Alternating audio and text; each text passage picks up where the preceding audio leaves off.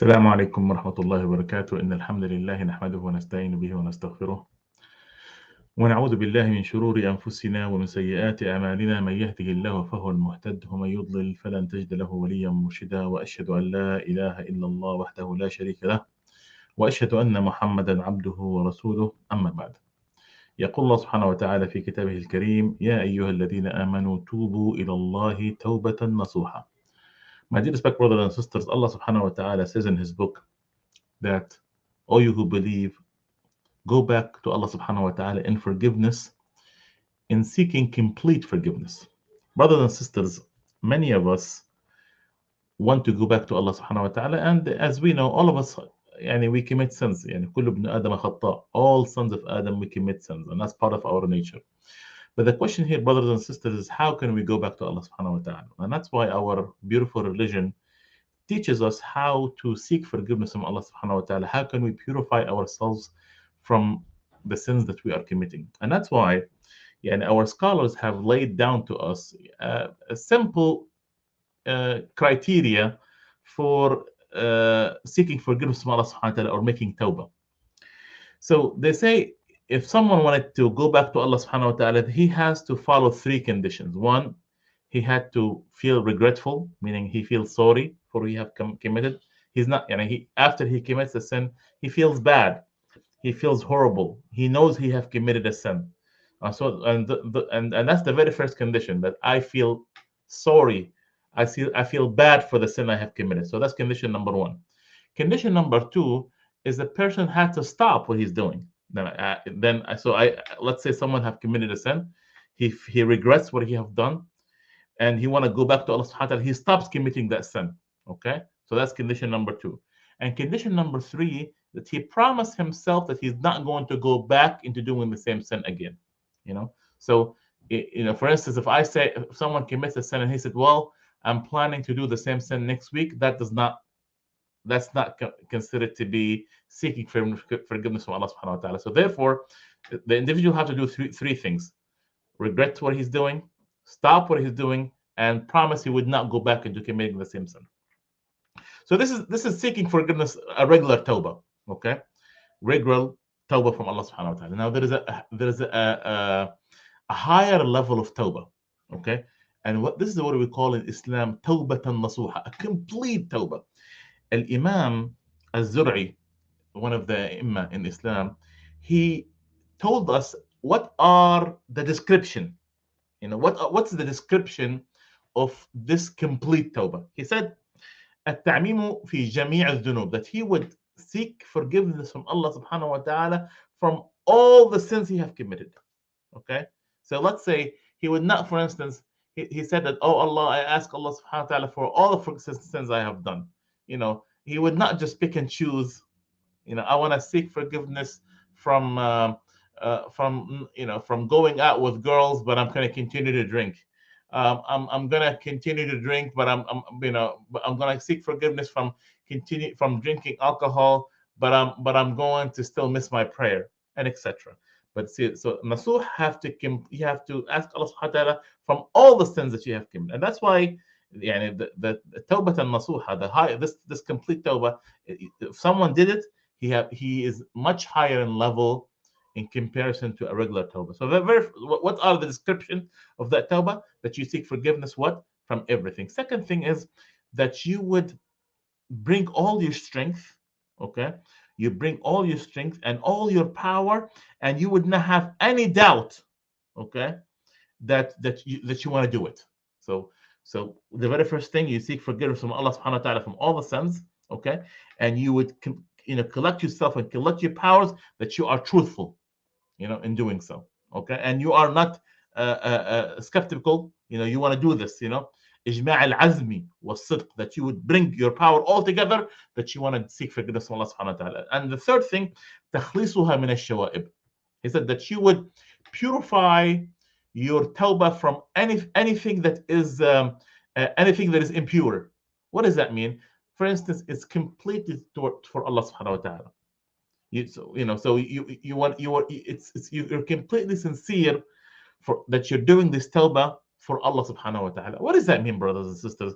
It means that some people, for instance, they might make tawbah, but for a secondary motive, or because of the fact that maybe because of position, maybe because of he wanted to protect his honor or his wealth, or because people he wants to be praised by the people, or because he wants to be he want to look a better individual, and we see that sometimes. For instance, people say, for instance, some people have claim that they have seek forgiveness from Allah subhanahu wa ta'ala from not selling the haram, you know and why did this happen?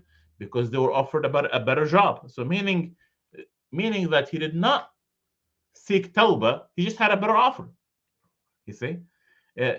So he's doing it for a secondary motive, more money, more fame, more praise, and etc. So the conditions of a tawbah nasuha: one, like I said, it have to be a complete.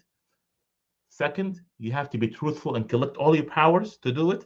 And third, it have to be doesn't have any impurities. It's completely for Allah subhanahu wa ta'ala. And that's why this kind of tawbah, brothers and sisters, if someone does it, he is a much higher level in the sight of Allah subhanahu wa ta'ala. And that's why we call it complete tawbah, because it is indeed a complete. And Allah subhanahu wa ta'ala would multiply your reward. Now, this tawbah have conditions. We talked about the description of that tawbah.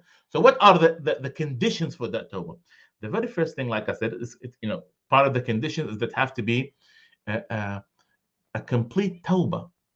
So the very first condition, like we said, it have to be a complete, and that's why it's complete tawbah. Many people, brothers and sisters, when we talk about seeking forgiveness from Allah subhanahu wa ta'ala, they think it's either someone who is doing a kabira, a big sin, or he's persistent in doing a small sin. It's not necessarily that, brothers and sisters. Even the righteous people have to make tawbah. Even the righteous people have to make tawbah. For instance, you would make tawbah for because you have ghafla, because you are, sometime your heart are swayed from Allah subhanahu wa ta'ala. You seek tawbah because you are not thanking Allah subhanahu wa ta'ala enough for the bounties that He have given you. You seek tawbah because you don't love for your brother what you love for yourself, or because you love things more than Allah subhanahu wa ta'ala. You seek tawbah because you are not perfecting a kind of worship that you are doing. You seek tawbah because you are not you are wasting your time. You seek tawbah because you are you're dedicating more things toward not toward Allah subhanahu wa ta'ala. You seek in tawbah because you have shortcoming in the da'wah toward Allah subhanahu wa ta'ala. You seek tawbah because you are not giving triumph to the deen of Allah subhanahu wa ta'ala. You're seeking tawbah because you have so much, sometimes your hawa, your desires will overtake you. Sometimes you have to seek tawbah from seeking tawbah, because your tawbah is not perfect. So you seek tawbah from your imperfect tawbah that you are doing. So you see? So brothers and sisters, don't think that if someone have to make tawbah, it's only have to be the sinners. No. The sinners have to do tawbah, and even the righteous people have to make tawbah. And that's why Prophet Muhammad sallallahu alaihi wasallam, brothers and sisters, have taught us that to make this dua while we are making sujood. Prophet Muhammad sallallahu alaihi wasallam said, "Allahumma ighfir li dhanbi kulla diqqahu wa jillahu wa awwalahu wa akhirahu wa alaniyatahu wa sirrah." Oh Allah, forgive my sins, all of it. It's small and it's big. It's first and it's last. What people know and what people don't know. Allahu Akbar. You see? So that's why, as brothers and sisters, that it's important for us to seek forgiveness to Allah subhanahu wa ta'ala in all forms and all the time. The second condition, brothers and sisters, that in order for us to the second condition for this complete tawbah, that you would not delay it, and you would do it immediately. Okay? And the third condition, that you belittle your tawbah. And as some of the Imam says, ittiham tawbah, that you would make your tawbah guilty, meaning that you are afraid that Allah subhanahu wa ta'ala does not accept your tawbah. You're afraid that Allah subhanahu wa ta'ala might have not, might have rejected you, that you're afraid that you have done some shortcoming in your tawbah. And that's when you have that feeling, it pushes you to do more and more and more, and you become more persistent in trying to perfect your tawbah.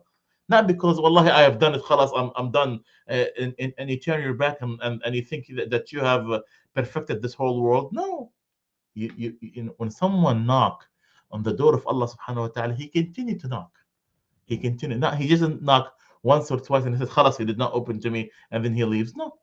You knock once and twice and thrice, and then you continue to knock until Allah subhanahu wa ta'ala would open his door to you. So there are other things, brothers and sisters, that we have to. So these are the three conditions for the complete or a tawbah nasuha. Now let's talk about some of the things that someone have to do in order for his tawbah to be to be perfect. Okay. As some of the scholars have said, التكرار يعلم الأبرار. يعني when someone does it tawbah a lot of times and he repeats it in doing tawbah, it teaches the good people how to be better in doing tawbah. That's why, brothers and sisters, just because you lost a battle once, that does not mean it's the end of the world. Because sometimes falling, it teaches you how to get up and stand up and try to attempt this tawbah again. No, brothers and sisters, that when you repeatedly do this in the sight of Allah subhanahu wa ta'ala, Allah subhanahu wa ta'ala might multiply for you the reward, and Allah subhanahu wa ta'ala might accept you more, and this would give you the strength against your shaitan, because he made you fall once, but he might not make you fall another time. And that's why, Prophet Muhammad sallallahu alaihi wasallam, he described the believer, and he said, لا يلدغ المؤمن من حجر مرتين, that a true believer, he does not fall, or he does not get bitten from the same hole or from the same snake twice, because he learned from his mistake. Like, for instance, if someone knows that if he's alone, he might commit a sin, that he avoids being alone. If someone knows, that when he is free, or he does not have he have a lot of free time, make him fall into certain sins, he always make himself busy. If someone knows that every time he is hanging with the wrong crowd of people, he would commit sins, he would stop befriending these people. When someone knows that he commits a sin, if he went to this place, he would stop going to that place. If someone knows that, if I am around, or I am in this environment, he stopped going to this environment. And that's why, brothers and sisters, one of the signs that Allah subhanahu wa ta'ala have accepted from you the tawbah, that you would notice yourself not doing the things that is going to lead you to committing the sin. And that's beauty in itself, brothers and sisters. You have to understand, yeah, my dear respected brother and my dear respected sister, that a tawbah is not beating up yourself. Tawbah, it is not beating up yourself. Because when you do that, you know, in Islam, wasting time is bad. What you're doing, you are just regretting what you have done in the past. And by doing so, you are continue to waste time in thinking about the past. But real tawbah, brothers and sisters, is not just beating up yourself, is learning from your mistakes, learning from your past, and taking that of how to be a better individual going forward. I, they say the people who learned from him being sick, is the one who remember what led him to be sick, and now he does not become sick anymore. He knows that if I did this, or if I am around this people, I might get infected. So that's why he makes sure that his immunity is strong. He makes sure that he does not put himself in a situation he'll become sick, and he would learn from his mistake. And that's why he become a better individual in not falling into the traps of the shaitan. And that's why some of the things that a righteous believer would do, what would he do? He would also count himself. I'm counting myself. Why did I do this? Why did not do that? And etc. So that's some of the things that we need to think about, brothers and sisters. Also, some of the things that we need to do when we are doing tawbah is that we need to make tawbah quickly. We go forward into doing tawbah. Now we don't delay the tawbah. Um, as Allah subhanahu wa ta'ala described some groups of people, فَطَالَ عَلَيْهِمُ الْأَمَدُ فَقَسَتْ قُلُوبُهُم. They delayed the tawbah, and what happened? Their hearts become hardened. When you delay a tawbah, brother, when you delay a tawbah, sister, what happened? You are the sins in front of you become more and more and more. Because if you let's say you commit sin and you did not seek forgiveness from that sin is going to bring another one. It's become two, and the two become three, and three would become four. But when you commit a sin and you immediately go back to Allah subhanahu wa ta'ala, it erased. والذين إذا فعلوا فاحشة أو ظلموا أنفسهم ذكروا الله فاستغفروا لذنوبهم. The signs of a true believer, as soon as he commit a sin, he immediately go back to Allah subhanahu wa ta'ala. And if you delay it, the sins become more and they become bigger, and your heart becomes chained with all these desires. As Allah subhanahu wa ta'ala said, وَجَعَلْنَا مِن بَيْنِ أَيْدِيهِمْ سَدًّا وَمِنْ خَلْفِهِمْ سَدًّا فَأَغْشَيْنَاهُمْ فَهُمْ لَا يُبْصِرُونَ. And we have made a wall in front of them and a wall behind them, and to the point that they become blind, and they could not see. And that's why, brothers and sisters, when you delay a tawbah, this tawbah become bigger and become harder for you. And sometimes, brothers and sisters, you have to understand that when you delay a tawbah, you forget the sin that you have committed. You forget the sin that you have committed. And the more sins that you forget, the easier for you to commit that sin over and over, or something bigger than that. And that's why, brothers and sisters, that it's important that as soon as you commit a sin, that you go back to Allah subhanahu wa ta'ala, and then you would seek forgiveness from Allah subhanahu wa ta'ala, because delaying the tawbah is another sin. So sometimes when someone commit a sin and he go back to Allah subhanahu wa ta'ala immediately, khalas, the sin is erased. But when someone commit a sin and he delayed it, so that's another sin. Because the sin itself, you get sent for the sin itself, and you get sent for what? Delaying that tawbah. And this is important. Subhanallah, imagine, brothers and sisters, imagine this, that for someone or for an individual to delay the tawbah is like someone have a cloth or have a thobe, okay, or a shirt that you started taking it apart by one string. Imagine, how could you untie a cloth? By start with a string. You pull a string, and then the rest of the cloth would go away. That's what happened. It's like you giving that starting string to the shaitan, and the shaitan keep pulling it to the point that you lost all your clothes, and you become completely naked without anything. And that's why Allah subhanahu wa ta'ala described the believer, and he said, وَلِبَاسُ التَّقْوَى ذَلِكَ خَيْرٌ. The cloth of taqwa, it is the best of the cloth, because it protects you. Taqwa, fearing Allah subhanahu wa ta'ala, putting a barrier between you and Allah subhanahu wa ta'ala, which is taqwa. It's like a cloth. It protects you.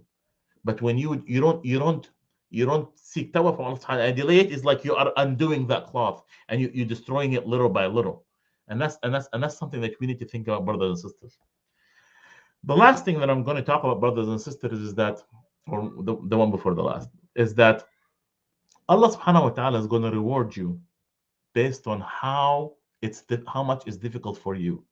For instance, all of us know about Al-Ghamidiyya, the woman who have sought forgiveness from Allah subhanahu wa ta'ala at the time of the Prophet Muhammad sallallahu alaihi wasallam, because she have committed adultery.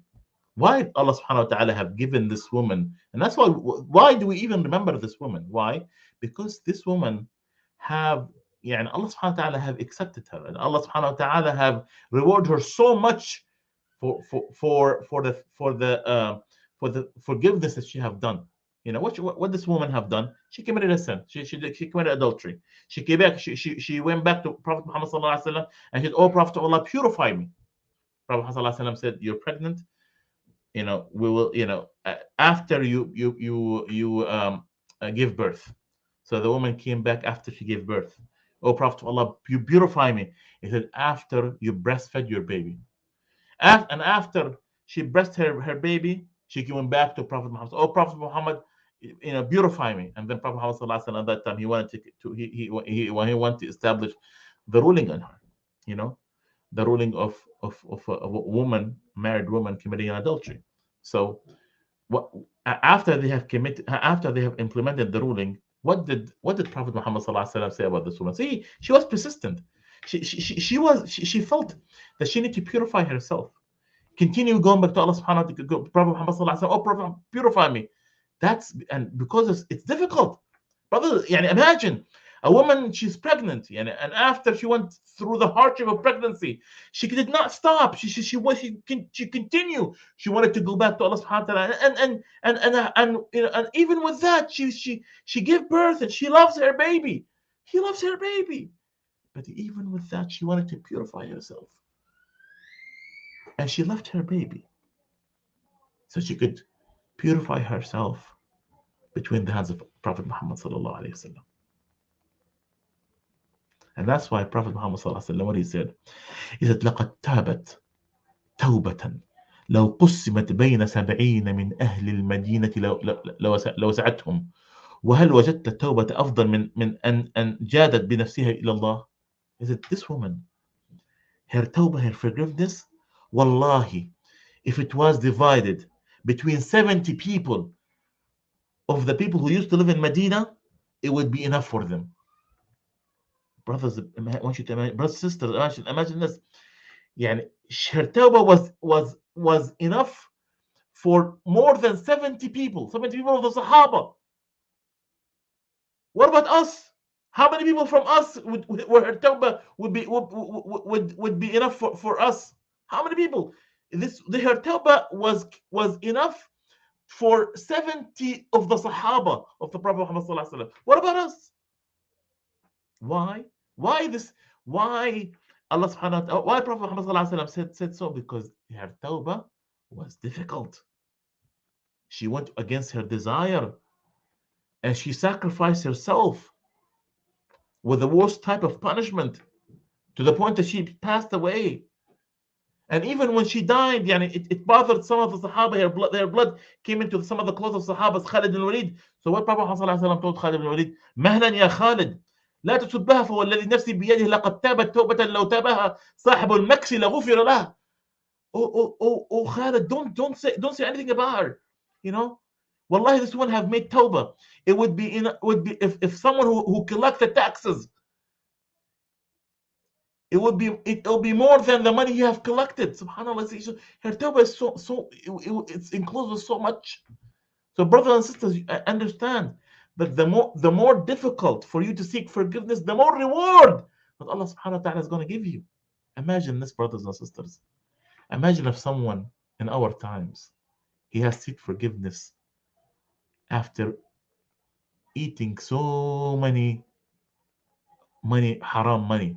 He worked haram for many years, and now all of a sudden he want to stop that, and he want to what?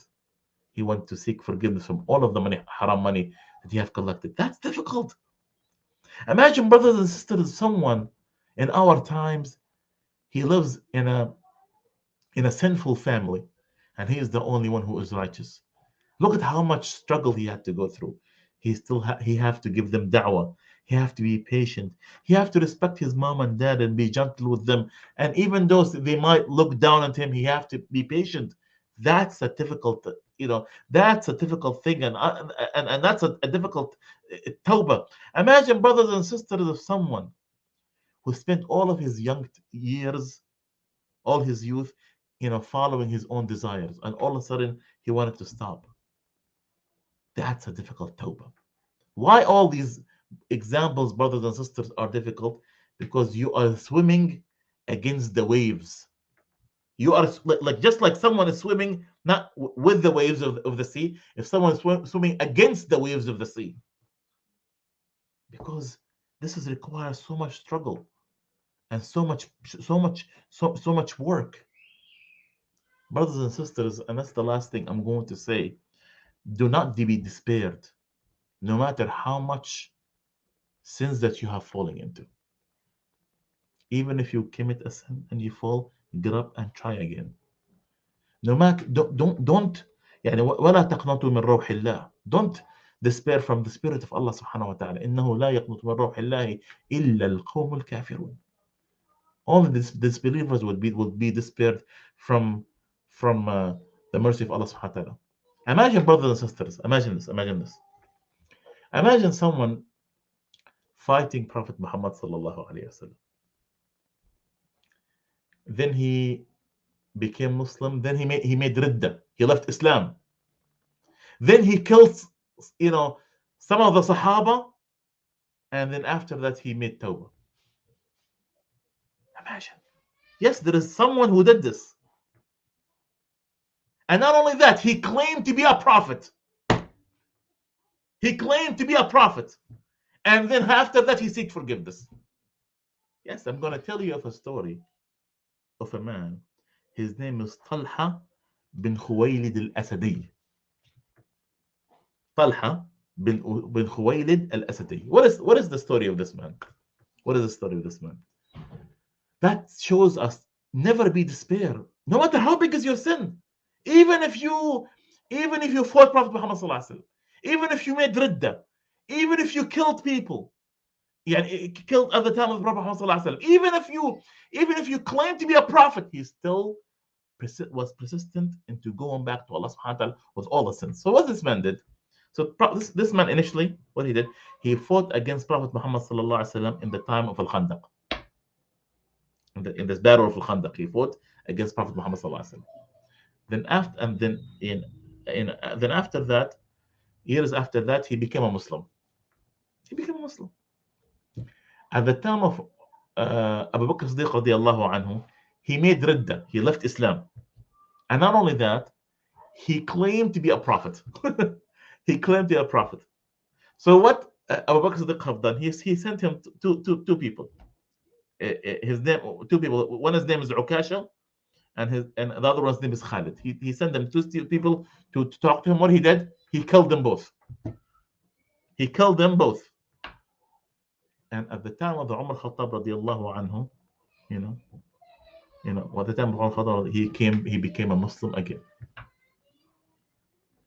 So when he came to Umar radiallahu anhu, what Umar Khattab have told him, he told him, أغرب عني, leave, I don't want to see you. فأنت قاتل الرجلين الصالحين. You killed two righteous people. What did Talha said? Talha ibn Ukasha al-Asadi. He said, what he said? He said, هما رجلان أكرمهم الله على يدي ولم أهنأ بأيديهما. He said, yes, I killed these two people, but wallahi, I did not felt calm down afterward.